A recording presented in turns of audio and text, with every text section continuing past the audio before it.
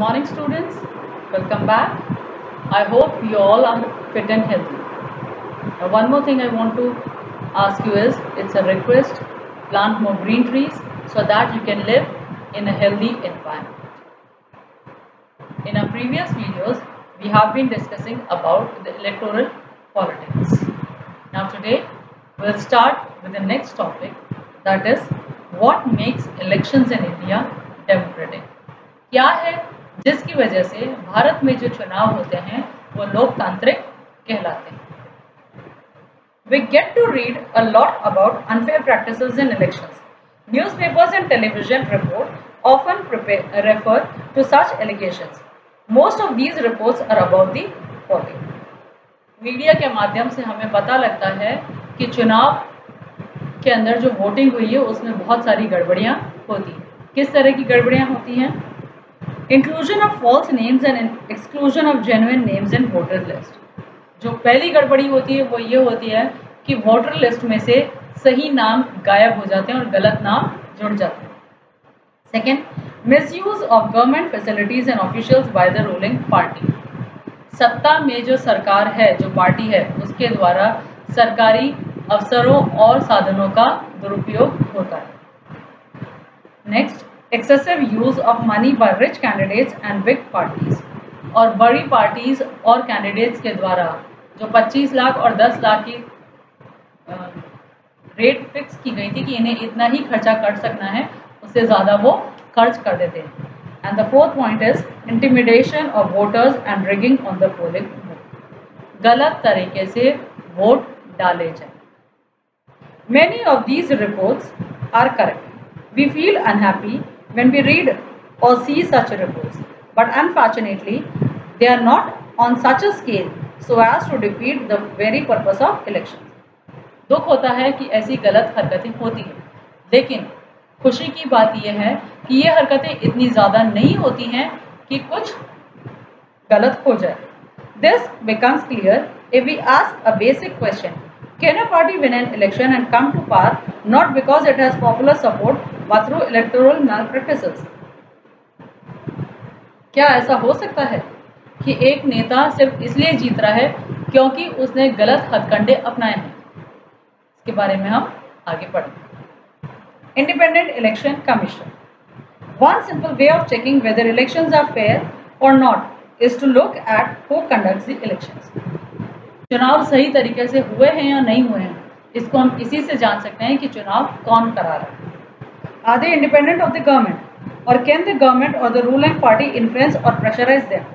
Do they have enough powers to be able to conduct free and fair elections? Do they actually use these powers?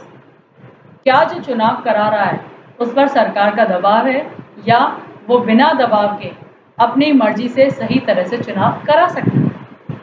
The answer to all these questions is quite positive for our country. In our country, elections are conducted by an independent and very powerful election commission. It enjoys the same kind of independence that the judiciary enjoys. हमारे देश के अंदर ऐसा होता है. हमारे यहाँ एक व्यक्ति जो इलेक्शन कमीशन है वो चुनाव प्रक्रिया कराता है और उसके पास में जुडिशरी के पास में जो पावर है उतनी पावर होती है. The Chief Election Commissioner is appointed by the President of the India. Bharat का प्रेसिडेंट उसे चुनता है. But once appointed, the Chief Election Commissioner is not answerable to the President or the government. लेकिन president ने ही चुना है, लेकिन चुने जाने के बाद में वो व्यक्ति जरूरी नहीं है कि प्रेसिडेंट की बात माने, वो अपने तरीके से निर्णय ले सकता है. Even if the ruling party or the government does not like what the commission does, it is virtually impossible for it to remove the CES. यदि उस चीफ इलेक्शन कमिश्नर की बात किसी को मंजूर नहीं हो तो भी उस व्यक्ति को उसकी सीट से हटाया नहीं जाता. इतनी उसके अंदर पावर है. Very few election commissions in the world have such wide-ranging powers as the Election Commission of India. जो भारत के अंदर ये पावर है ये बहुत कम देशों के अंदर मौजूद होती है. First, Election Commission take decisions on every aspects of conduct and control of elections from the announcement of elections to the declaration of results. Election Commission चुनाव की प्रक्रिया, तारीख और रिजल्ट हर चीज पर नजर रख सकता है। It implements the code of conduct and punishes any candidate or party that violates it. वो कोड ऑफ कंडक्ट जारी करता है और जो कोई उसे नहीं मानता है उसके खिलाफ कार्यवाही भी करता है। During the election period, the EC can order the government to follow some guidelines to prevent use and misuse of governmental power to enhance its chances to win elections or to transfer some government officials. चुनाव के दौरान election commission ये देखता है कि जो सरकार अभी सत्ता में है वो गलत तरीका नहीं अपना रही है, किसी व्यक्ति का ट्रांसफर तो नहीं कर रही है या गलत लोगों को बढ़ावा तो नहीं दे रही है। And last, when on election duty, government officers work under the control of the EC and not the government. जो सरकारी अफसर हैं यदि उनकी इलेक्शन के अंदर ड्यूटी लगती है तो वो सरकार के लिए नहीं बल्कि इलेक्शन कमीशन के लिए काम करते हैं। In the last 15 years or so, the Election Commission has begun to exercise all its powers and even expand them. कुछ पिछले 15 सालों में इलेक्शन कमीशन ने अपने पावर को बढ़ाया भी है और कुछ अलग कार्य भी किए हैं। It is very common now for the Election Commission to reprimand the government and administration for their lapses.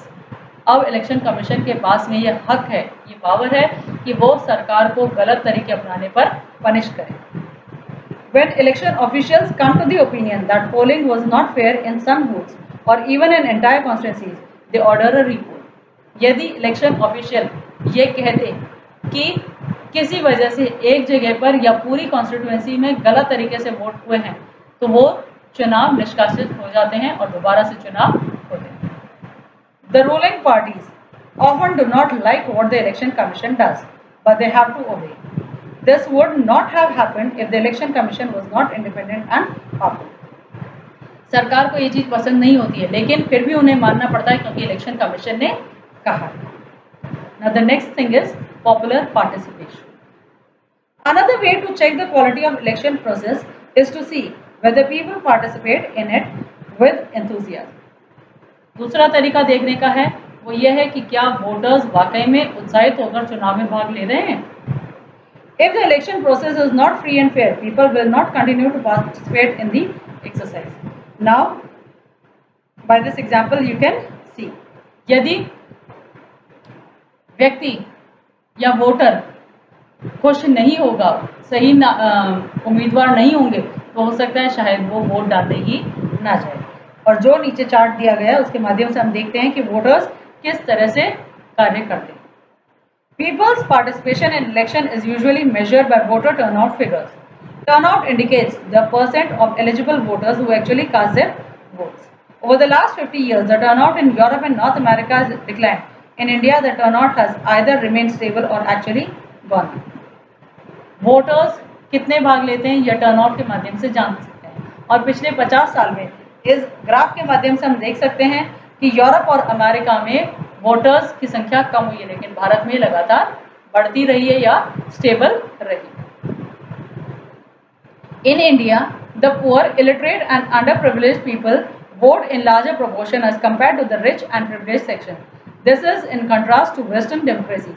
For example, in United States of America, poor people, African Americans and Hispanics vote much less than the rich and the white people.